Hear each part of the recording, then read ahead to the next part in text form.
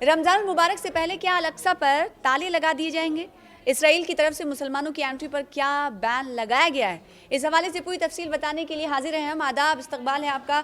Social media platform देख रहे हैं आप, मैं हूं आपके साथ Sana Waris. Israel ban Muslim entry in Al Aqsa mosque. Ramzan से पहले अवैध कब्जे वाली इसराइली प्रशासन का विवादित चर्चा का विषय बना हुआ है। इसराइल ने रमज़ान में अल-अक़सा मस्जिद में फ़िलिस्तीनियों की एंट्री पर बैन लगाने का आदेश दिया है। रिपोर्ट्स के मुताबिक व्हाट्सएप मैसेज के जरिए एंट्री पर बैन के अहकाम जारी कर दिए गए हैं। हालिया कुछ सालों से इसराइली प्रशासन इंतज़ामिया लगातार अल-अक़सा मस्जिद तक मुसलमानों की पहुंच को महदूद करने की कोशिश कर रही है। इसराइल गज़ा जंग के दरमियान लगातार बढ़ते पाबंदियों और इंटरनेशनल तनकीद के माहौल में अब यरूशलेम से एक और तनाज़ात भरी खबर सामने आई है। गज़ा में जारी यहूदी फ़ौज की सैन्य कार्रवाई में अब तक हज़ारों बेगुनाहों की मौत हो चुकी है।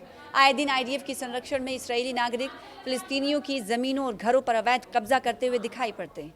इस्लाम का पाक महीना यानी रमज़ानुल मुबारक से पहले इसराइल ने मुक़द्दस अल-अक़सा मस्जिद में फ़िलिस्तीनियों की एंट्री पर बैन लगा दिया है, जिससे एक बार फिर से इलाके में तनाज़ा बढ़ गया है। और मीडिया रिपोर्ट्स के मुताबिक कई फ़िलिस्तीनियों को व्हाट्सएप मैसेज के ज़रिए मस्जिद में दाखिल होने से रोकने के अहकाम जारी किए गए हैं, जिससे मजहबी आज़ादी और पहुँच को लेकर नई बहस छिड़ गई है।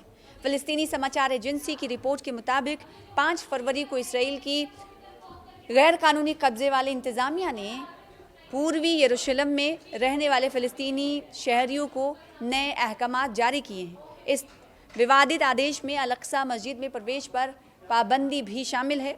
वादी हिलवे इंफॉर्मेशन सेंटर का हवाला दिया गया है और बताया गया है कि ये पाबंदी अल-इस्ताविया इलाके के 3 पूर्व बंदियों, यरूशलेम के एक शरिया जज इयाद अल-अब्बासी और 2 अन्य फ़िलिस्तीनी पुरुषों पर लगाया गया है। रिपोर्ट के मुताबिक इसराइल प्रशासन सुनियोजित मंसूबे के तहत प्रतिबंध आमतौर पर 1 हफ्ते के लिए लागू करता है, लेकिन इसे कई महीनों तक बढ़ाया भी जा सकता है। इतना ही नहीं, कई फ़िलिस्तीनियों को पहले पूछताछ के लिए बुलाया जाता है या गिरफ्तार किया जाता है और बाद में रिहा करते समय उन पर अल-अक़सा मस्जिद में प्रवेश यानी इजाज़त ना करने जैसी शर्तें लगा दी जाती हैं। फ़िलिस्तीन के लोगों का कहना है कि ये रमज़ान मुबारक से पहले मस्जिद में आने वाले लोगों, गार्ड्स और मुलाजमीन से खाली करने की सोची समझी साजिश है। यानी मस्जिद अक़सा को गार्ड्स, लोगों और मुलाजमीन से खाली रखने की, यानी मस्जिद में कोई ना जाए, इससे डर पैदा करने की कोशिश के तौर पर इसे मकामी लोग देखते हैं। 7 अक्टूबर 2023 को गज़ा जंग शुरू होने के बाद से इसराइली अधिकारियों ने वेस्ट बैंक के पूर्वी यरूशलेम जाने वाले फ़िलिस्तीनियों की आवाजाही पर सख्त कंट्रोल लागू कर रखा है। इस दौरान कथित सुरक्षा उपायों और परमिट सिस्टम को और कड़ा कर दिया गया है, जिससे मुसलमानों की अल-अक़सा मस्जिद तक पहुंच महदूद हो गई है। साल 2024 और 25 में किस तरह से पाबंदियां लागू रहीं, क्या ये अचानक से इस तरह अल-अक़सा में रमज़ान मुबारक के दौरान अहकाम जारी कर दिए गए हैं, या फिर 2024 और 2025 में भी कुछ ऐसी ही सूरत हाल थी, इसको भी आइए आपको तफसील के साथ बताते हैं। तो साल 2024 और 2025 के रमज़ान के दौरान लागू किए गए पाबंदियों के आधार पर भी इसराइल ने अल-अक़सा मस्जिद में इजाज़त को लेकर यानी दाखिले को लेकर कई सख्त रूल्स लागू किए थे। उनमें उम्र की हदें तय की गई थी, साथ ही साथ पुरुषों के लिए 55 साल से ऊपर और महिलाओं के लिए 50 साल से ऊपर अनिवार्य किया गया था। इसी तरह सुरक्षा परमिट और वेस्ट बैंक से आने वाले फ़िलिस्तीनियों के लिए वीकली एंट्री की संख्या को भी बहुत सीमित कर दिया गया था।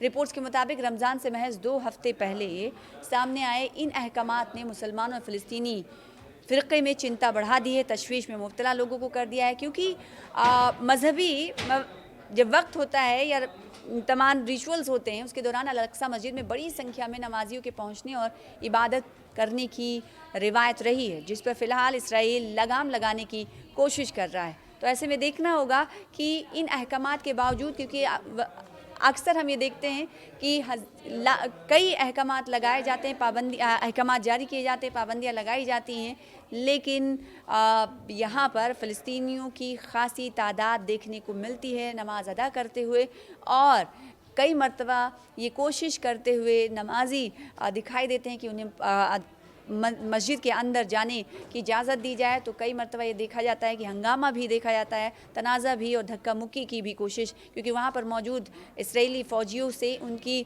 धक्का मुक्की भी होती है। इस तरह की भी खबरें आपने देखी होंगी, तस्वीरें देखी होंगी।